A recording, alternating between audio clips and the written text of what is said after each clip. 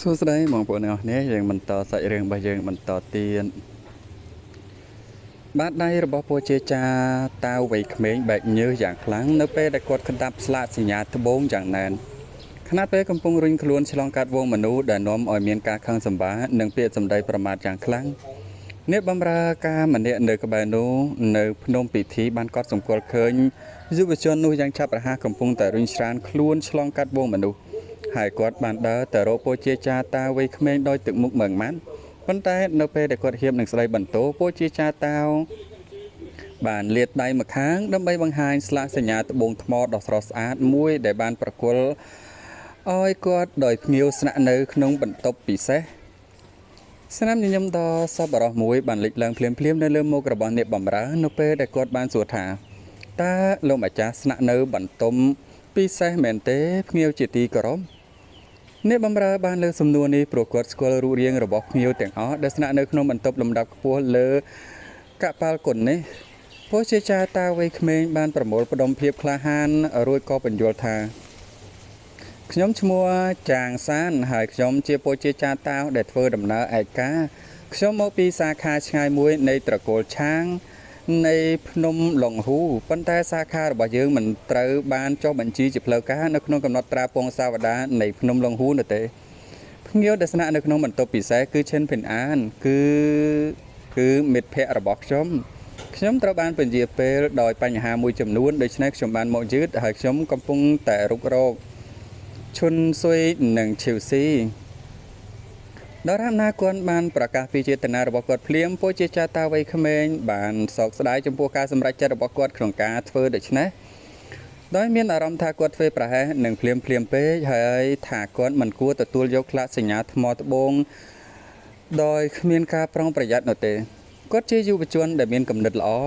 ដែលចូលចិនរក្សាអារម្មណ៍របស់គាត់ឲ្យនៅជាប់គាំងហើយគាត់តែងតែធ្វើឲ្យខ្លួនឯងធ្លាក់ក្នុងស្ថានភាពលំបាកនៅពេលគិតអំពីរឿងមួយចំនួននេះជាករណីពិតប្រាកដនៅទីនេះហើយគាត់មិនដឹងថាត្រូវធ្វើអ្វីនោះទេគាត់មានអារម្មណ៍ថានេះជាចំណុចខ្វះខាតដែលរីករាលដាលពាសពេញមួយធាតុផ្សំនៃជីវិតរបស់គាត់មិនថាពេលគាត់កំពុងវឹកហាត់ឬពេលដែលគាត់កំពុងសម្លាប់អារក្សនិងបិសាចនោះទេនៅពេលដែលពួកជាចាតាវ័យក្មេងកំពុងតែបំផ្លាញការសម្រេចចិត្តរបស់គាត់ស្នាមញញឹមរបស់អ្នកបម្រើកាន់តែច្បាស់នៅពេលដែលគាត់បានបោះចំហៀនទៅម្ខាងដែលបង្ហាញថា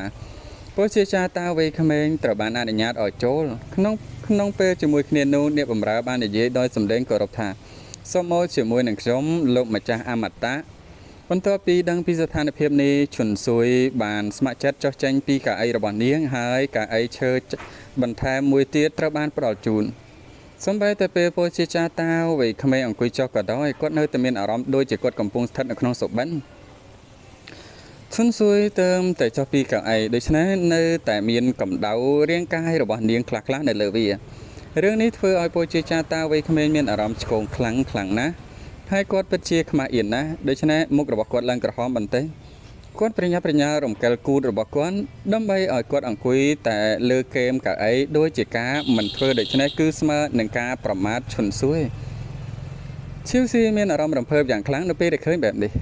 ឈុនស៊ុយមានការងឿងឆ្ងល់យ៉ាងខ្លាំងអំពីរបៀបដែលឈិនភិនអានបានស្គាល់ពលជាចាតាវក្រីក្ររូបនេះប៉ុន្តែទឹកមុខរបស់នាងនៅតែមិនផ្លាស់ប្ដូរនៅពេលដែលនាងអង្គុយនៅលើកៅអីថ្មីដែលត្រូវបានគេយកមកដាក់ក្បែរពលជាចាតាវវ័យក្មេងក្នុងនាមជាអ្នកបម្រើស្រីម្នាក់ដែលមកពីនិកាយដាំដុះដ៏សំខាន់មួយការសង្កេតគឺជាជំនាញចាំបាច់មួយដែលត្រូវមានហើយប្រតិកម្មមិនស្រួលរបស់ពលជាចាតាវវ័យក្មេងជាធម្មតាមិនបានគេចចេញពីការចាប់អារម្មណ៍របស់នាងឡើយស្នាមញញឹមស្រទន់មួយបានលេចឡើងនៅលើមុខរបស់នាងហើយដោយហេតុផលខ្លះនាងបានចាប់ផ្ដើមប្រៀបធៀបពលជាចាតាវវ័យក្មេងទៅនឹងភ្ញៀវដែលនាងកំពុងតែបម្រើគឺឈិនភិនអានអ្នកទាំងពីរមកពីគ្រួសារក្រីក្រហើយកំពុងធ្វើដំណើរដល់វែងឆ្ងាយនៅលើកប៉ាល់នេះហើយអ្នកទាំងពីរត្រូវបានប៉ះពាល់នឹងទេសភាពដ៏ប្រណិតទាំងនេះជាលើកដំបូងប៉ុន្តែទោះបីជាឈិនភិនអានជាក្មេងជាងគេក្នុងចំណោមអ្នកទាំងពីរក៏ដោយក៏គាត់ច្បាស់ជាមានភាពស្ងប់ស្ងាត់និងរឹងមាំជាងដោយមិនបង្ហាញពីភាពតានតឹងនិងភាពមិនស្រួលដែលមាននៅក្នុងពលជាចាតាវ័យក្មេងនោះទេខណៈពេលដែលពលជាចាតាវ័យក្មេងកំពុងតែញ័រខ្លួនដោយមិនស្រួលខ្លួនក៏ កំណត់មួយបានផុសឡើងភ្លាមចំពោះគាត់ហើយគាត់ក៏ប្រញាប់ប្រញាល់ក្រោកឈរឡើងមុនពេលដែលប្រគល់ស្លាកសញ្ញាត្បូងរបស់គាត់ទៅឲ្យឈិនស៊ួយនេះជាស្លាកសញ្ញាត្បូងរបស់ឈិនពីនអានសូមប្រគល់វាទៅគាត់វិញផងជំនួសឲ្យការទទួលយកស្លាកសញ្ញាឈិនស៊ួយបានឆ្លើយតបដោយសំឡេងស្រទន់ថាលោកម្ចាស់តូចឈិនគឺត្រឡប់មកវិញឆាប់ៗនេះដូច្នេះអ្នកអាចប្រគល់វាទៅឲ្យគាត់ដោយខ្លួនឯងបានលោកម្ចាស់អមតៈពេលសម្លឹងមើលទៅក្នុងភ្នែកដ៏ស្រស់ស្អាតរបស់ឈុនស៊ួយពីចិត្តបែបនេះពលជាចាស់តាវ័យក្មេងមិនអាចទប់ចិត្តមិនអោយឡើងក្រហមម្ដងទៀតបាននោះទេនៅលើផ្ទៃមុខរបស់គាត់នៅពេលដែលគាត់ដកនៅស្លាកសញ្ញានោះចេញដោយខ្មាស់អៀនដោយមិនបង្ហាញពីភាពស្ងប់ស្ងាត់និងសម្រស់ដែលស័ក្តិសមនឹងមនុស្សអមតៈឡើយពលជាចាស់តាវ័យក្មេងបានស្រែកទឹកខ្លាំងប៉ុន្តែអ្វីដែលគាត់អាចរកបានគឺចានស្លឹកតែមួយចាននិងគ្មានតែនោះទេគាត់ខ្មាស់អៀនពេកមិនហ៊ានសុំឲ្យគេឆុងតែឲ្យគាត់ទេដូច្នេះគាត់អាចរងទុំដោយស្ងៀមស្ងាត់ប៉ុណ្ណោះឈីវស៊ីមានអារម្មណ៍សប្បាយរីករាយយ៉ាងខ្លាំងចំពោះពលជាចាតាវ័យក្មេងរូបនេះពេញមួយពេលហើយនាងបានរើសស្លឹកតែអណ្ដាតចាបមួយសន្លឹងមុនពេលដែលដាក់វាចូលទៅក្នុងមាត់របស់នាងដោយទឹកមុខរីករាយរួចបញ្យល់ថាលោកម្ចាស់អមតៈជាទីគោរពស្លឹកតែទាំងនេះអាចទទួលទានដោយផ្ទាល់បានដូច្នេះមិនចាំបាច់ញ៉ាំវាធ្វើជាតែនោះទេមិនន័យថាអាចញ៉ាំអាស្លឹកនឹងបានមិនចាំយកទៅឆុងតែអីទេអញ្ចឹងណាឈុនស៊ួយមានការខឹងសម្បាបន្តិចប៉ុន្តែនាងមិនអាចស្ដីបន្ទោសប្អូនស្រីរបស់នាងចំពោះភាពឆ្លើយរបស់នាងនៅចំពោះមុខអ្នកដទៃបានឡើយនាងដឹងថាប្រសិនបើពលជាចាតាវ័យក្មេងជាមនុស្សដែលមានបុគ្គលិកលក្ខណៈតូចតាចនិងជ្រុលនិយមនោះគាត់ទំនងជានឹងមានការស្អប់ខ្ពើមចំពោះឈីវស៊ីចំពោះកាយវិការមើលងាយនេះប៉ុន្តែជាសំណាងល្អពលជាចាតាវ័យក្មេងមានបុគ្គលិកលក្ខណៈស្លូតបួតណាអាកន្លែងបុគ្គលិកលក្ខណៈតូចតាចក៏ចង់និយាយថាចិត្តចង្អៀតទេណាមុខក្រហមនៅលើថ្ពាល់របស់គាត់កាន់តែជ្រៅទៅនៅពេលដែលគាត់រើសស្លឹកតែ 2-3 សន្លឹកនៅចន្លោះម្រាមដៃរបស់គាត់រួចក៏ដាក់វាចូលទៅក្នុងមាត់មុនពេលដែលទំពាវាថ្នមភ្លាមនោះមុខរបស់គាត់ក៏ជ្រួញឡើងភ្លាមដូចជាគាត់ជាក្មេងតូចម្នាក់ដែលកំពុងតែញ៉ាំទំពាំងបាយជូរឬក៏អសត់អំបោះមាសជាលើកដំបូងហើយគាត់មិនអាចទប់ចិនមិនឲ្យញ័រខ្លួនពេលដែលឃើញរសជាតិបែបនេះនោះទេអាស្លែសាក់តែនេះញ៉ាំដល់ពេលគេដាក់ញ៉ាំដំបូងចឹងទៅវាល្វីងចឹងណាវារៀងចត់ចឹងទៅឈឺស៊ីត្រូវបានបិទមាត់ហើយលាក់ភាពរីករាយរបស់នាងហើយនាងយល់ថាវាពិតជាគួរឲ្យអស់សម្ដេចណាក្នុងការលេងសើចជាមួយនឹងពលជាចាតាវម្នាក់នេះចំពោះឈុនស៊ួយវិញនាងមានការងឿងឆ្ងល់បន្តិចតាមរយៈកាយវិការរបស់គាត់ក្នុងការរើសស្លឹកតែទាំងនោះពលជាចាតាវ័យក្មេងបានបង្ហាញអ្វីមួយអំពីខ្លួនគាត់ដោយអចេតនាគាត់បានរើសស្លឹកតែរវាងម្រាមដៃចង្អុលនិងម្រាមដៃកណ្ដាលរបស់គាត់ដោយម្រាមដៃចង្អុលនៅខាងលើខណៈពេលដែលម្រាមដៃកណ្ដាលនៅខាងក្រោមដោយដែលមនុស្សម្នាក់ធ្វើនៅពេលដែលរើសដុំថ្មហើយការពិតដែលថាគាត់បានធ្វើបែបនេះតាមរបៀបធម្មជាតិនិងដោយអចេតនាបង្ហាញថាគាត់តែងតែជាអ្នកលេងល្បែងប្រសិនបើគាត់គ្រាន់តែជាអ្នកដាំដុះដ៏ក្រីក្រម្នាក់មកពីត្រកូលក្រីក្រនោះគាត់ទំនងជាមិនមានឱកាសឃើញក្តារអុកនោះទេយ៉ាងណាមិញឧបករណ៍ភ្លេងអង្គអសរផ្ចង់និងគំនូត្រូវបានចាត់ទុកថាជាការកំសាន្តសម្រាប់អ្នកមានតែប៉ុណ្ណោះលើពីនេះការលេងអង្គគឺជាអ្វីមួយដែលតម្រូវឲ្យមានការអនុវត្តនិងការវិនិយោគយ៉ាងច្រើនហើយมันមានដែនកំណត់ខាងលើចំពោះបរិមាណពេលវេលានិងការខិតខំប្រឹងប្រែងដែលមនុស្សម្នាក់អាចចំណាយដើម្បីធ្វើឲ្យល្បែងរបស់ពួកគេល្អឥតខ្ចោះនោះទេមានន័យថាពលជាចាតាវនឹងធ្គាបអាស្លឹកតែនឹងដូចធ្គាបអាក្របអុកចឹងធ្គាបចឹងណាដូច្នេះសម្រាប់អ្នកដាំដុះថ្នាក់ទៀមកម្រិតទាំង5ខាងក្រោមគ្មានវិធីណាដែលពួកគេនឹងរំខានខ្លួនឯងជាមួយនឹងល្បែងអុកទាំងនេះនោះទេលុះត្រាតែវាជាអ្វីមួយដែលពួកគេបានរៀនតាំងពីក្មេងយ៉ាងណាមិញជាមួយនឹងពេលវេលានិងធម៌ពលដែលកាន់បានចំណាយក្នុងការលេងអង្គគឺជាពេលវេលានិងធម៌ពលដែលត្រូវបានបង្វែរចេញពីការវឹកហាត់ដោយហេតុនេះបណ្ដាលឲ្យមានការចំណាយឱកាសខ្ពស់ខ្លាំងអារិយតែងតែស្ថិតនៅក្នុងព័ត៌មានលម្អិតជានិញហើយអ្វីដែលឈុនស៊ួយពិតជាចាប់អារម្មណ៍អំពីការសង្កេតមើលមនុស្សគឺព័ត៌មានលម្អិតទាំងនេះឈិនពីនអានជាក្មេងប្រុសម្នាក់ដែលមានជីវភាពក្រីក្រប៉ុន្តែគាត់អាចឈរនៅលើនាវាសង្កេតការជារៀងរាល់ថ្ងៃដោយអនុវត្តបច្ចេកទេសកណ្ដាប់ដៃរបស់គាត់ខណៈពេលដែលកំពុងសម្លឹងមើលពពក ទីលានអានឹងវាដូចទីលានមួយទីធ្លាខាងមុខចឹងណាដើម្បីឲ្យយើងឈរមើលហើយទេសភាពចឹងណាគេហៅថាទីលានសង្កេតហ្នឹងណា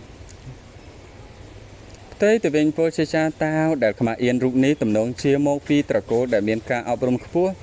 ហើយគាត់នឹងមានឋានៈសមរម្យនៅក្នុងពិភពលោកមនុស្សប៉ុន្តែនៅក្នុងពិភពលោកអមតៈគាត់គឺជាមនុស្សម្នាក់ដែលត្រូវបានគេដាក់ឲ្យវង្វេងនៅលើនាវាគុណនៅពេលនេះឈុនសួយស្រាមតែគាត់សម្គាល់ឃើញក្មេងដែលកំពុងត្រូវបានបរោះខ្មាស់អៀន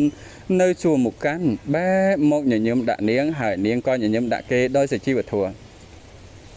ក្នុងពេលជាមួយគ្នានោះនាងកំពុងគិតក្នុងចិត្តថាការសាកល្បងដ៏សំខាន់បំផុតនៅក្រមេងគឺការលៈទេសៈដែលមនុស្សម្នាក់កើតមកចំពោះក្មេងនោះវិញគាត់ពិតជាក៏សរសើរសម្រស់របស់ឈុនសួយហើយគាត់ពិតជាចង់ទិញនាងមកធ្វើជាអ្នកបម្រើផ្ទាល់ខ្លួនរបស់គាត់តាមរបៀបនោះនៅពេលណាដែលដៃរបស់គាត់ត្រជាក់ដោយសារតែការបើកទំព័រសៀវភៅក្នុងរដូវរងាគាត់នឹងឲ្យនាងកក់ក្ដៅវិញគាត់នឹងឲ្យនាងធ្វើឲ្យកក់ក្ដៅវិញក្មេងនោះបានទាញដៃអាវម្ដាយរបស់វាហើយម្ដាយរបស់វាមានចិត្តត្រជាក់និងឆ្មឹងឆ្មៃចំពោះអ្នកដទៃប៉ុន្តែនាងមានចិត្តស្រឡាញ់និងអាណិតកូនខ្លាំងណាស់នាងបានអោនក្បាលចុះដើម្បីឲ្យក្មេងនោះអាចនិយាយចូលត្រជាក់នាងហើយកូននោះបានប្រាប់នាងអំពីអ្វីដែលគាត់កំពុងគិតស្ត្រីនោះបានងាកមកសម្លឹងមើលឈុនសួយដោយទឹកមុខត្រជាក់រួចក៏ងាកមករកកូនប្រុសរបស់នាងវិញដោយទឹកមុខញញឹមរួចនិយាយថាសមត្ថភាពរបស់នាងគឺមធ្យមពេកហើយទោះបីជាយើងផ្ដល់ធនធានដាំដុះទាំងអស់ដល់នាងក៏ដោយក៏នាងមិនអាចប៉ះពាល់ដល់កម្រិតកណ្ដាលទាំង5ដែរកុំបារម្ភអីពេលយើងចុះពីកប៉ាល់គុណខ្ញុំនឹងរកស្ត្រីកម្រិតកណ្ដាលទាំង5ឲ្យធ្វើជាអ្នកបម្រើរបស់អ្នកនេះស្ដាប់ទៅដូចជាការអះអាងដ៏មិនស័ក្តិសមឬមិនសមហេតុផលប៉ុន្តែមិនត្រឹមតែក្មេងនោះជឿនាងនោះទេគ្មានអ្នកណានៅជំនាញពួកគេភ្ញាក់ផ្អើលនឹងលទ្ធភាពនៃការស្វែងរកស្ត្រីកម្រិតកណ្ដាលទាំង5ដើម្បីធ្វើជាអ្នកបម្រើដល់កុមារម្នាក់នោះទេស្ត្រីនោះមិនបានព្យាយាមរក្សាសម្លេងរបស់នាងឲ្យទាបនោះទេហើយមុខរបស់ឈុនសួយក៏ប្រែជាស្លេកស្លាំងភ្លាមស្ត្រីรุ่นនេះបានប្រកាសថានាងគ្មានសង្ឃឹមថានឹងឡើងដល់កម្រិតកណ្ដាលទាំង5ឡើយហើយនេះធ្វើឲ្យនាងមានអារម្មណ៍អស់សង្ឃឹមភ្លាមនោះស្ត្រីនោះបានងាកមើលទៅឈីវស៊ីហើយនាងបាននិយាយថាអូក្មេងស្រីតូចម្នាក់នេះមានសក្តានុពលខ្លះប៉ុន្តែនាងមិនសូវស្អាតដូចក្មេងស្រីដទៃទៀតនោះទេតើកូនចូលចិនម្នាក់នេះទេកូនប្រុសបើកូនចូលចិនខ្ញុំអាចនឹងទិញនាងពីភ្នំពិធីនោះបានក្មេងប្រុសនោះក៏បានងាកមើលទៅឈីវស៊ីរួចក៏ចំអកដោយទៅមុខមើលងាយថាខ្ញុំមិនចូលចិត្តនាងទល់តែសោះនាងស្គមដូចជាអ្នកម៉ាក់ដែរឲ្យជួយសិក្ខាពេតណាស្ត្រីនោះខ្ពស់ណាស់ប៉ុន្តែក៏ស្គមនិងមានរាងស្លឹមខ្លាំងផងដែរហើយនាងមិនខឹងនឹងពាក្យសម្ដីរបស់កូនប្រុសរបស់នាងទល់តែសោះផ្ទុយទៅវិញនាងបានទះក្បាលគាត់ហើយផ្ទុះសំណើចយ៉ាងខ្លាំងដែលស្ដាប់ទៅដូចជាសំឡេងស្រែករបស់ក្អែកនៅពេលយប់ឈីវស៊ីមិនដឹងអ្វីទាំងអស់អំពីអ្វីដែលតែត្រូវបានពិភាក្សារវាងអ្នកទាំងពីរខណៈពេលដែលក្បាលរបស់ឈុនសួយត្រូវបានបន្ទាបចុះដោយដៃរបស់នាងបានបត់លើជង្គង់ហើយនាងកំពុងតែក្តាប់វាចូលយ៉ាងណែនរហូតដល់អាចមើលឃើញសរសៃឈាមហើមនៅខាងក្រោយដៃរបស់នាងទោះបីជាស៊ិនភីនអានមានចំណាប់អារម្មណ៍យ៉ាងខ្លាំងចំពោះបុព្វបរោះតាវនោះក៏ដោយគាត់នៅតែសម្រេចចិត្តតាក់ទងជាមួយនឹងដូនជីទី1និងទី15នៅក្នុងវគ្គដាំដុះដាវរបស់គាត់ហើយបន្ទាប់ពីទទួលបានការឆ្លើយតបទើបគាត់មានអារម្មណ៍ធូរស្រាលនេះជាអំណោយមួយដែលធ្លាក់មកលើផ្លូវរបស់គាត់ដូច្នេះគាត់ត្រូវប្រុងប្រយ័ត្នកុំឲ្យវាជាអន្ទាក់កាលពីតាចាស់យ៉ាវនៅមានជីវិតរាល់ពេលដែលគាត់ផឹកស្រានៅពេលដែលគាត់ផឹកស្រាគាត់តែងតែនិទានរឿងអស្ចារ្យនិងអាចកំបាំងមួយចំនួនដល់សិស្សទាំងអស់របស់គាត់ដែលចូលចិត្តស្ដាប់រាល់ពេលដែលរឿងទាំងនេះត្រូវបាននិទានសម្បីតែលឺសៀនយ៉ាងក៏រីករាយស្ដាប់ដែរខណៈពេលដែលសិស្សដទៃទៀតគ្រាន់តែមានអារម្មណ៍ថាតាចាស់យ៉ាវដែលស្រវឹងនឹងនិយាយរអ៊ូរទាំគួរឲ្យស្រឡាញ់ជាងចរិតរឹងរូសនិងរិះគន់ធម្មតារបស់គាត់ដូច្នេះពួកគេមិនខ្វល់ពីអ្វីដែលគាត់កំពុងនិយាយនោះទេមនុស្សគ្រប់រូបមានវាសនារៀងៗខ្លួនហើយអ្នកខ្លះត្រូវដើរលើផ្លូវថ្មនៃភ្នំអនាគតសូម្បីតែក្នុងកំឡុងពេលមានព្យុះខ្លាំងក៏ដោយផ្លូវទាំងនេះនៅតែផ្ដល់មូលដ្ឋានរឹងមាំដែលអាចដើរបានយ៉ាងងាយស្រួល ទៅវិញអ្នកខ្លះត្រូវដើរលើផ្លូវដីនិងផ្លូវតូចដែលនឹងคล้ายទៅជាភក់ខ្លាំងនិងរអិលជាមួយនឹងភ្លៀងតិចតួចបំផុតអ្នកដែលមានសំណាងតិចជាងនេះទៅទៀតគឺដើរលើសន្លឹកក្រដាសដែលអាចរហែកបានភ្លាមហើយសំបីតែពោជ័យក៏នឹងប្រែក្លាយទៅជាបណ្ដាសាសម្រាប់ពួកគេដែរព្រោះវានឹងធ្ងន់ពេកសម្រាប់ពួកគេក្នុងការគ្រប់គ្រងឈិនភិនអានតែងតែអង្គុយឆ្ងាយបំផុតពីសិស្សទាំងអស់ហើយចងចាំរឿងរ៉ាវទាំងអស់របស់តាចាស់យ៉ាវគួរឲ្យចាប់អារម្មណ៍ណាស់ឈិនភិនអានគឺជាសិស្សដែលតាចាស់យ៉ាវស្ទាក់ស្ទើរក្នុងការបង្រៀនបំផុតប៉ុន្តែគាត់ក៏ជាសិស្សដែលសុខចិត្តចងចាំពាក្យសម្ដីរបស់គាត់បំផុតផងដែរវាកម្រណាស់សម្រាប់មនុស្សអាក្រក់ក្នុងការធ្វើរឿងល្អៗហើយវាពិតជាមិនអាចរាប់បញ្ចូលបានឡើយប៉ុន្តែប្រសិនបើមនុស្សម្នាក់ជួបមនុស្សល្អធ្វើរឿងអាក្រក់នោះវាពិតជារឿងដែលគួរឲ្យសោកស្ដាយបំផុតហើយឈិនភិនអានសង្ឃឹមថាការជួបគ្នានេះមិនមែនជាអន្ទាក់អាក្រក់ណាមួយនោះឡើយប្រសិនបើគាត់កំពុងដើរចូលទៅក្នុងអន្ទាក់ដែលមិនអាចជៀសវាងបាននោះគាត់សន្មតថាវាទំនងជាដោយសារតែដាវនៅក្នុងប្រអប់ឈើដែលគាត់កំពុងយួរនៅលើខ្នងរបស់គាត់ទោះបីជាវ័យពោ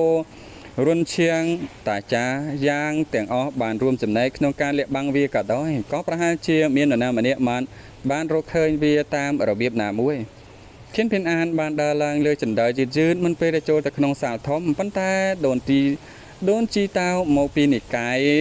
ព្រះបញ្ញត្តិមិនឃើញនៅទីនោះទេគាត់បានដើរជំវិញមួយសន្ទុះហើយទីបំផុតបានរកឃើញនាងឈរនៅក្បែរតុក្នុងបន្ទប់សិក្សានាងនៅតែស្លៀកសម្លៀកបំពាក់តាវធម្មតារបស់នាងប៉ុន្តែមួកកន្ទុយត្រីដែលនាងតែងតែពាក់ត្រូវបានជំនួសដោយមួកផ្កាឈូងនៅក្នុងលទ្ធិតាវនិកាយដទេវភាពគឺជាអង្គភាពចម្លែកមួយដែលមានមរតកនិងពូជពងដោយច្របូកច្របល់ពីការបង្រៀនទាំង3ដែលធ្វើឲ្យមានភាពរញ៉េរញ៉ៃយ៉ាងខ្លាំងហើយសៀវលៀងបានដាក់ដៃម្ខាងលើតុងខណៈពេលដែលនាងបានបង្ហាញដោយត្រង់ថាឈិនភិនអានកំពុងមកជួបអ្នកតាមខ្ញុំមកជួបអ្នកតាមការស្នើសុំពីសាខាពាក្យថាលោកម្ចាស់សាខាលូស្ទើរតែរអិលចេញពីមាត់នាងប៉ុន្តែនាងនៅតែស្ងប់ស្ងាត់ពេលដែលនាងបន្តថាតាមការស្នើសុំពីលូឈិនពោជាចាតាវដែលធ្លាប់ទៅលេងផ្លូវក្រាលថ្មឥឡូវនេះគាត់នៅក្នុងទីក្រុងតូចប៉ុន្តែវាមិនមែនជាពេលវេលាល្អសម្រាប់គាត់ដើម្បីជួបអ្នកនោះទេគាត់បានសុំឲ្យខ្ញុំយករូបមន្តឱសថមួយដែលមានត្រារបស់គាត់បោះត្រានៅចុងក្រៅពីនេះគាត់ក៏បានសុំឲ្យខ្ញុំសងគ្រោះប្រមាថពស់មួយដុំទៅអ្នកវិញដែរចាប់ពីពេលនេះតទៅ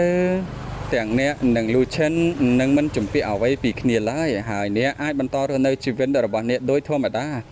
គាត់ក៏បានប្រាប់ខ្ញុំផងដែរថាប្រសិនបើអ្នកទាំងពីរជួបគ្នាម្ដងទៀតនៅថ្ងៃណាមួយ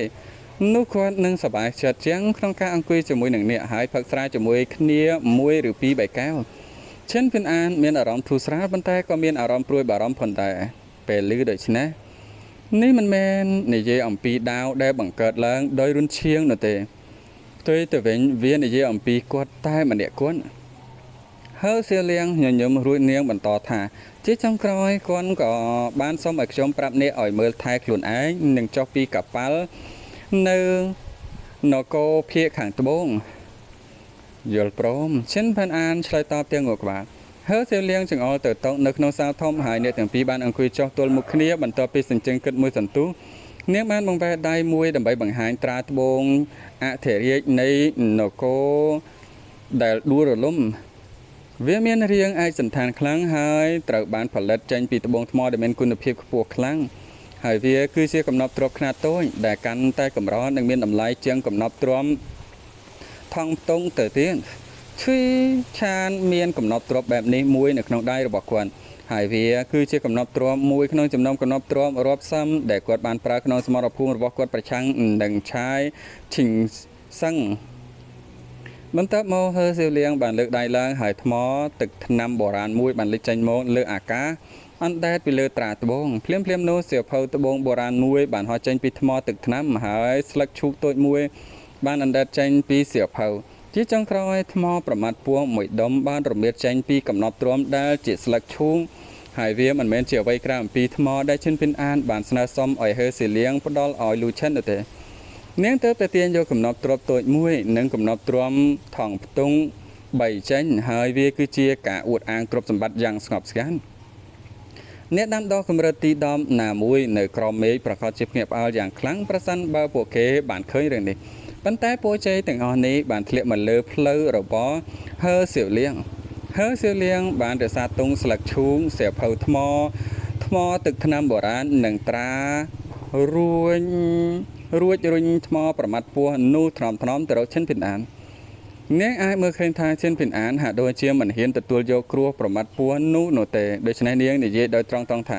ខ្ញុំអាចធានាចំពោះអ្នកថាលូឆិនមិនបានកែប្រែគ្រោះប្រមាត់ពោះនេះនោះទេដោយជាគាត់បានសន្យាថាគាត់នឹងមិនប្រើសមត្ថភាពអាចកំបាំងណាមួយដើម្បីលួចមើលកិច្ចប្រជុំរបស់យើងទេមិនថាខ្ញុំនិយាយអ្វីធ្វើអ្វីក៏ដោយគាត់បានធ្វើការសន្យាទាំងនេះចំពោះខ្ញុំផ្ទាល់ដូច្នេះអ្នកអាចធានាបានលុះត្រាតែបានលើដូច្នេះឈិនភិនអានបានទាញយករូបមន្តអសន្នទី15ដែលជារូបមន្តដូចគ្នាដែលលូឆិនបានឲ្យគាត់នៅលើផ្លូវដីឥដ្ឋជំនួសឲ្យការលូកដៃទៅយកវាហើសៀវលៀងបានប្រើសមត្ថភាពអាចកំបាំងមួយដើម្បីទុករូបមន្តអសន្ននេះក្នុងថង់ផ្ទុកស្លឹកឈូករបស់នាងបន្ទាប់ពីធ្វើរឿងទាំងអស់នេះរួចទឹកមុខរបស់ហើសៀវលៀងកាន់តែធូរស្រាលជាងមុនហើយនាងថែមទាំងចាប់ផ្ដើមញ៉ាំផ្លែឈើវិញ្ញាណមួយប្រភេទដែលមានឈ្មោះថាផ្លែពេភ្លើងទៀតផងពេលនាងធ្វើដូច្នេះនាងញញឹមហើយនិយាយថាមិនអីទេឥឡូវនេះរឿងផ្លូវការទាំងអស់ត្រូវបានដោះស្រាយរួចទៅហើយ